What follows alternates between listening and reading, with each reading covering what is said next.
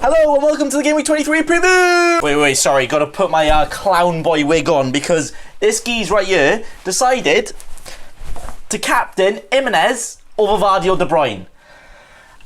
So first, the Gameweek 22 review! Sheffield VAR United 1, West Ham 0. I did watch this game whilst I was a little bit wibbly-wobbly because I was going out on Friday, and I kinda am still in recovery, look at the state on this. But when VAR ruled out West Ham's goal, saving that clean sheet, I celebrated like I scored myself. So my prediction would have been right, but VAR prediction was better apparently. Crystal Palace, Arsenal. Jordan Ayew decided to become Messi again just for one game to rescue a point against Arteta. But Aubameyang, mate, what are you doing, lad? No folding people like Datchez anymore.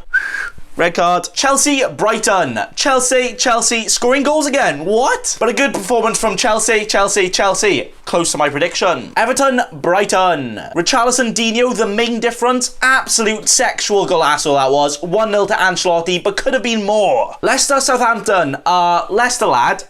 You're good, bro. But now Southampton apparently are quite good now. Daddy Ings could have scored like 7 goals, no lie. But he only got 1, so overrated. Don't get him. Man United, Norwich. Always a question if Man United will turn out like prime Barcelona or Salford from down the road. But apparently Lionel Rashford was up for it and they went on to win very comfortably. Wolves, Newcastle. A Newcastle team with more injuries than Longstaffs. That's quite a lot, that mind. Managing to hold Wolves 1-1 with Jimenez doing absolutely nothing. I like it. Spursy versus the not champions. Liverpool looked like they could have scored like 6, but it was some Brazilian magic from Firmino to settle it. But how did Lo Celso miss that chance? Like, I generally think Lingard would have scored that with his eyes closed, and he doesn't even know what football is anymore. Bournemouth, Watford. Let's all have a minute of silence, please, for the death of Bournemouth. Oh dear, BBC sad news that Bournemouth are now in the relegation zone and really struggling. Like, Eddie, how did this happen? I don't want Bournemouth to be relegated, man. But Watford, Madrid, again, how are they so good now? And finally, we have De Bruyne FC. Sorry, I mean Aguero FC. Sorry, I mean Mahrez FC. Jesus, Man City stopped scoring. 6-1 it finished. When it honestly felt like a friendly for Man City after like 10 minutes. Is it them being that good or were Villa just that bad? Probably a bit of both. But Aguero, breaking more records again. He's quite good apparently, isn't he? And that is how all the games finished. My predictions were mostly right in terms of the result, but the scores part, just ignore that, please. This is how the table is now looking. There is now less points between 18th and 5th, you know, relegation and Champions League and the spot, than there is from 1st to 2nd. So Liverpool, please turn the difficulty settings up off of semi-pro. I think it's a bit too easy for you now, so give the other teams a chance, at least a challenge, you know? Put Van Dijk up front, please, thanks. But now onto my team! If we have to, don't really want to, but not the best week for me. But I just want to give you all a chance, you know, to catch up to me, yeah? Because I'm like definitely going to finish first. So this week, the average was 57? Oh dear. The highest this week was not me. But my team, the absolute best, Swanzalona FC, scored 51. Okay, not too bad. Making my rank proper slut drop down from 192k down to 252k. Boo! With my team looking like this. Now, a captain blank, not a single player getting double digits, and only 1 goal. 51 points doesn't actually sound too bad. But the only good thing this week is thankfully every single 50-50 decision I had on what players I should play, the ones I chose ended up scoring more. I mean, like 1 point more, but still, the most I could possibly got out of my team I got, so that's the big way. Now, why in the heckin' frick did I captain Jimenez over like Vardy or De Bruyne? You know what, it's because I'm an absolute mad lad. A mad lad that doesn't want points apparently, but I was willing to risk it, and risk it did not biscuit to me, and didn't pay off this week, but you know what, it's all good. It could pay off another week. So Ryan got 3 points in goals, 1 more than Pope, which is very nice. Pope has really bad fixtures now, so I've sent him an all-day to have a nice chill out. He can just chill out on my bench. He has to take the bench with him an all-day though, so enjoy your all-day. I'll see you later. Trent getting a clean sheet again. Like, how did they go from absolutely none to 5 league clean sheets in a row? I'm not complaining, keep it going. Then my AA Sheffield United defence of Bulldog and the Lord returning straight away, very nice. All the bonus points to VAR on that one because, yes. 6 points to the both of them, but unfortunately, this duo may not be anymore in my team. Oh. Then we move on to more blanks than a pile of A4 paper. Oh, Manny, nothing against Spurs, so I can't really expect much. Dele Alli against Mane, actually getting some chances, but unfortunately no more chances in my team because he might be going. And then Maddison might have to put a missing person report after his performance at Southampton. Not really involved much, but another blank. But thank you, Mr. Kevin. De Bruyne is actually the boy. 9 points for 2 assists, which would usually be some bonus points, right? But then Man City kind of scored 6 goals, so 0 bonus. Finishing with Vardy with just an assist. Daddying scoring, but undressing to get a yellow card, so getting the same points as Vardy anyway. And a blank captain Jimenez. So not the best weekend for the best attacking trio, but actually a decent all-round return for my team, even though a lot of it didn't go right in all the places. I'm quite happy with 51 points. Like when I have a bad week or not amazing as others, I don't even get upset or angry. Like I see some other people really taking it like to heart, like I am the worst, no. It's a game, lads. Have some fun. And if anything, when I do bad one week, I just want to do better the next week. And if I do bad that week again, I'll do better the next week. And the next week. Until the season's over and you've done bad every week. But you know what? It's fun. Or is it? Yeah, it's fun. So I will take that motivation, grab it, and put it into next week for the Gameweek 23 preview! Watford, Madrid versus Spurs. I'm going for a Spurs win here, but we all already know that Dini is just going to be sitting down Alderweireld down for his wedges and probably going to bang again. But I reckon Kane can obble on and score with one leg, easy, so 2-1 Spurs. Sheffield United against the team that are still Arsenal. Now, without Aubameyang, can they actually do anything? I think David Luiz might have to play in the wing at this point. But for now, I'm going to go 1-1, where I will not be surprised if Sheffield United can unite themselves with 3 points again.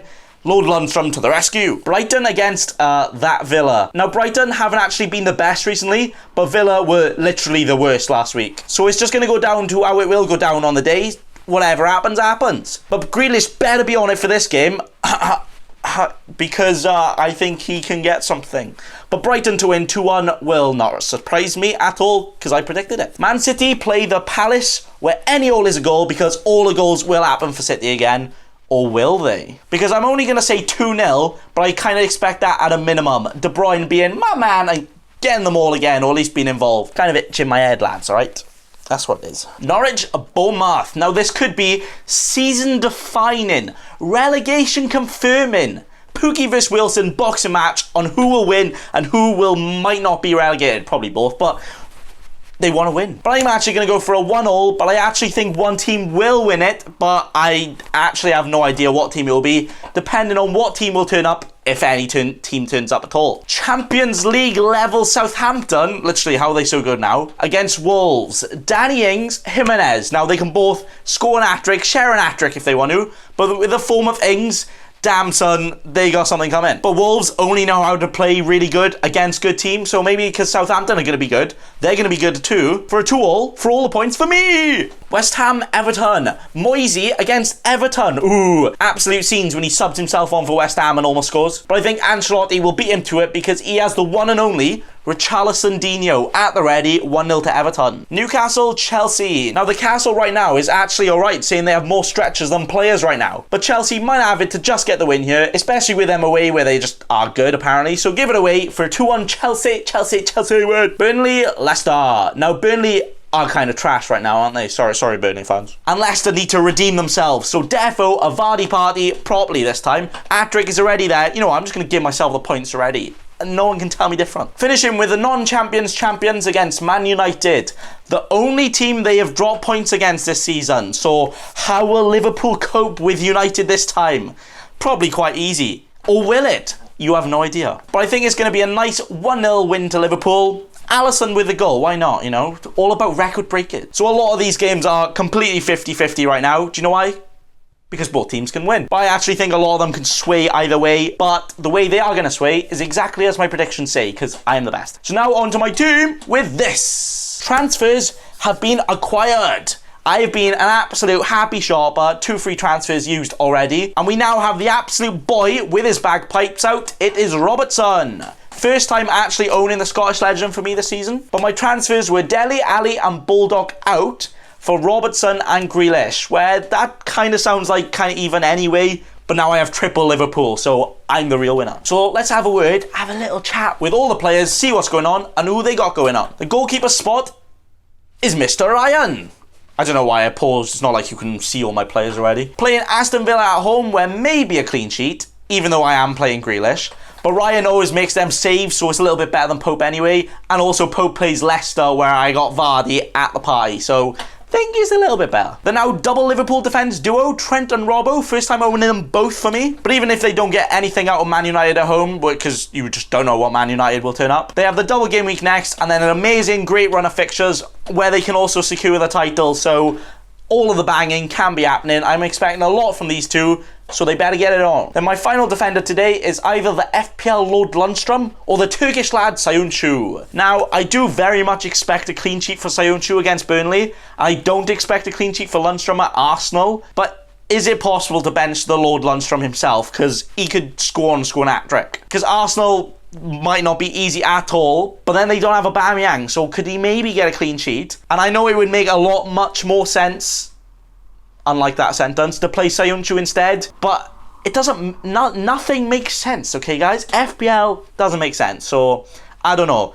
I will probably play Sayuncu, but for now the Lord can be there. Then in midfield we have Mane against Man United, or will it be Man United when he gets all of the goals? Now, not owning Salah is going to be kind of scary in these double game week and all these nice fixtures with him being on pens, especially with a lot more people having Mane and not having Salah. But Mane is where my money is at, so can he switch? I didn't fancy completely messing up my team to get both in, or don't want to use my wildcard yet. I actually have no idea when to use my wildcard, to be honest. Bless you. Kevin De Bruyne is next, where even in a game where he doesn't feel like that involved, he still gets a couple of assists, which is absolutely great. Thank you, keep doing it. Crystal Palace at home next for him. Could be very good with some of their injuries, and he's being wrapped in cotton wool by Pep, so he's going to be ready and fresh for every game. Maddison with Burnley away. Now, I think there are a few players that could probably outscore Maddison quite easily at the same price as well, like Richarlison, Dino and Tony Martial. But for the fixtures for Leicester, they can't be ignored, so I'm not going to try and break something that kind of works already. So Maddison is the one to keep going. And our final midfielder, our new signing, Jacala Grealish. I've wanted him for a while now, but I've never had that chance to quite get him in, because there's always been players a little bit more expensive that I could afford, which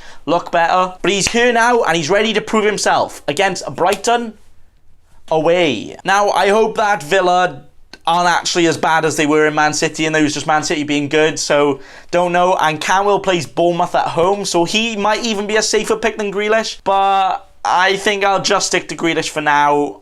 Or do I? I don't know. It would probably make much more sense to play Cantwell, but you just don't know. Then up front, we have Mr. Consistent himself. Vardy didn't quite have a party last week on his birthday, so maybe a late party will be coming. Burnley away, they are conceding all the goals, and Vardy scores all the goals. So Vardy, get all the goals, please, thank you. And Jimenez is next, and well, remember when I got him in like 3 weeks ago when I said, even if you blank Jimenez, I will keep you. Guess what?